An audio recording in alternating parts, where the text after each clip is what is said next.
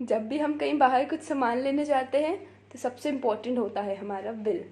अब बिल में लास्ट में कुछ एडिशनल चार्जेस गिवन होते हैं जो कि होते हैं कैरी बैग चार्जेस। अब carry bag charges shop to shop vary करते हैं, मतलब कहीं 5 लगेंगे, कहीं 10 रुपीज़, कहीं 15, कभी 18, कभी 20, तो कभी उससे भी ज़्यादा।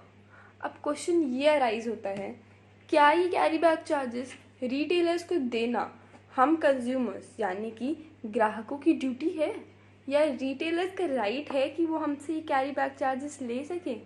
Hello everyone and welcome again to our channel legal sarcasm. आज की वीडियो में हम बात करेंगे कि कैरी बैग चार्जेस जो कि कंज्यूमर्स पे इम्पोज कराए जाते हैं ये वैलिड हैं या नहीं। तो बेसिकली ये कंसेप्ट स्टार्ट हुआ था 2011 में, जब प्लास्टिक वेस्ट रूल्स इम्पोज कराए थे। किसने कराए थे? Union ministry of environment and forest ने। क्यों कराए थे? क्योंकि प्लास्टिक कंजम्पशन बहुत बढ़ गया था जो कि हमारे इन्वायरमेंट के लिए हार्मफुल है। तो इसको कंट्रोल करने के लिए या प्लास्टिक कंजम्पशन कम करने के लिए प्लास्टिक वेस्ट रूल्स बनाए गए। अब इसमें का एक रूल था कि प्लास्टिक कैरी बैग पे चार्जेस लगा दो। अब रूल था कि प्लास्टिक कैरी बैग पे चार्जेस लगाओ, बट रिटेलर्स ने क्या करा, उन्होंने गेम खेला। अपना प्रॉफिट बढ़ाने के लिए उन्होंने सारे तरह के बैग्स, मतलब पेपर बैग, जूट बैग, सब पे चार्जेस लगा दिए।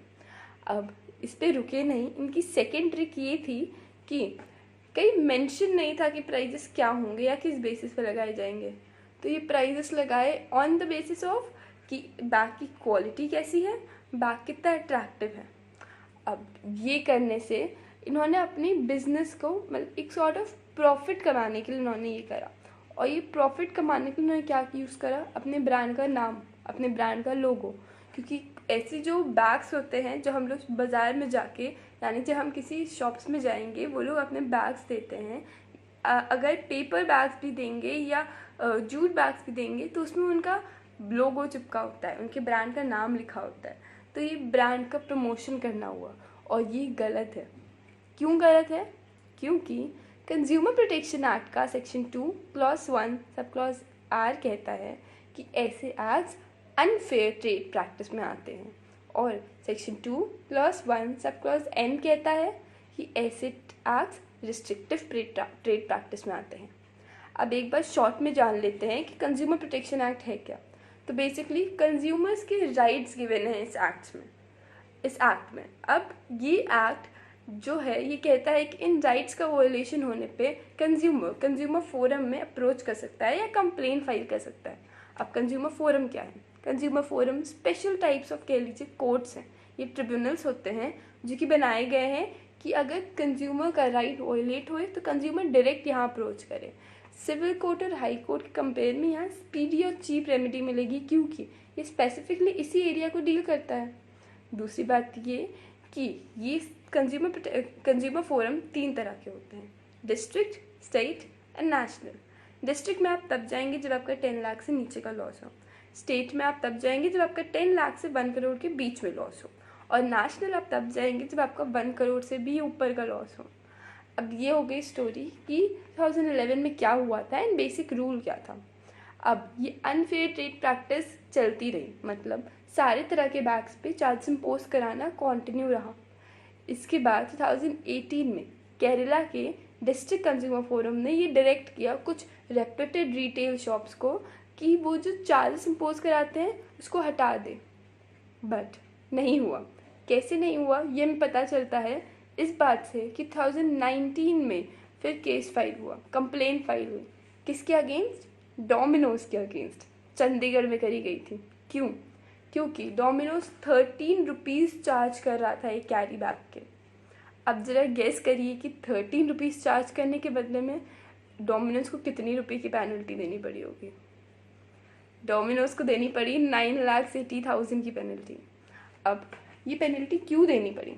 क्योंकि कंज्यूमर फोरम के अकॉर्डिंग, मतलब कंज्यूमर फोरम ने ये कहा था कि सेल्स एंड गुड एक्ट के सेक्शन 36 सब सेक्शन 5 के अकॉर्डिंग जब कंज्यूमर कुछ खरीदे तो रिटेलर की ड्यूटी बनती है कि उसे बिना किसी एक्स्ट्रा चार्जेस के डिलीवरेबल स्टेट में कंज्यूमर तक पहुंचाए।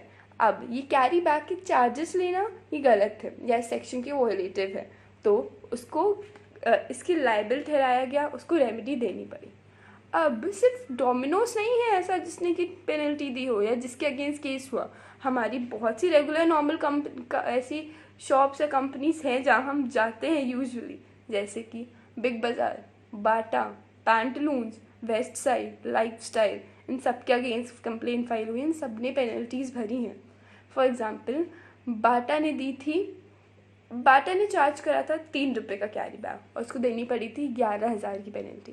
बिग बाज़ार ने 18 रुपये का चार्ज करा था बैग और उसको ऑलमोस्ट 12 लाख रुपीज़ की पेनल्टी देनी पड़ी थी। सिमिलरली वेस्ट साइड ने दी थी 11,000 की और लाइफस्टाइल ने दी थी 10,000 की। तो ऐसे ही पेनल्टी सब पे पड़ी है। अब जब डोमिनोज पे 9,80,000 की पेनल्टी पड़ी तो ऐसा नहीं कि वो पूरे पैसे चले गए उस इंसान को जिसने केस फाइल किया था, सिर्फ उसमें से 1,500 मिला उस कंज्यूमर को और बाकी पैसे चले गए PPWF यानी कि पुअर पेशेंट वेलफेयर फंड के पास। ये बताने का मतलब ये था कि जब ऐसी ह्यूज पेनल्टीज इम्पोज होती हैं तो उसमें से कुछ % मिलता है कंज्यूमर को और बाकी चला जाता है कुछ वेलफेयर फंड्स या NGOs के पास बाकियों की हेल्प करने के लिए। अब ये सिचुएशन तब अराइज हुई, ये इस वजह से अराइज हुई क्योंकि हम कंज्यूमर्स अपने राइट से अनअवेयर थे। हम कंज्यूमर्स को पता ही नहीं है कि we have a right to say कि नहीं, कैरी बैग के चार्जेस नहीं ले सकते, और ये जानना बहुत इम्पोर्टेंट है। जब भी आपसे कोई carry bag plastic carry bag से चार्जेस लिया जाए इट्स ओके, बट अगर पेपर या जूट कैरी बैग के चार्जेस लिए जाए वो गलत है, और इतना लार्ज अमाउंट ऑफ चार्ज ये भी गलत है। तो हमें ऐसे केसेस में अपना राइट पता होना चाहिए, कंज्यूमर कंप्लेन करनी चाहिए, और ऐसी कंपनीज जो कि फ़ायदा उठाते हैं हम लोग के नॉर्मल लोगों के लॉ ना पता होने का, इनको सबक सिखाना चाहिए।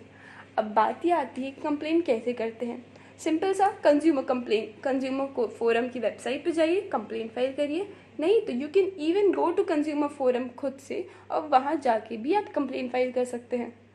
अब with this we come to the end of a video. I hope आपको वीडियो पसंद आई हो। नीचे कमेंट सेक्शन में अपने रिव्यूज़ ज़रूर दें and also visit our website for any other information. Bye bye, take care, stay safe and stay aware.